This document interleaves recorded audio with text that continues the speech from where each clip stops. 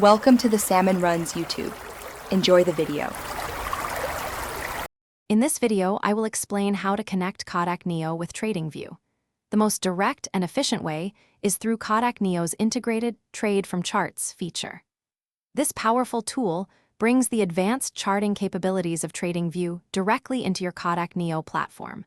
It eliminates the need for constant switching between different applications, streamlining your entire trading workflow for a smoother experience.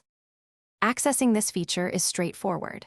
Simply log into your Kotak Neo account, either through the website or the application. Once logged in, look for the prominent Trade from Charts button, usually located centrally on your dashboard. Clicking this button will seamlessly open a new tab, automatically logging you into the integrated TradingView charting environment, ready for your analysis and trades. This integration offers powerful advantages for traders. You can execute trades directly on the charts with just one click, even using a scalper mode for lightning-fast entries and exits.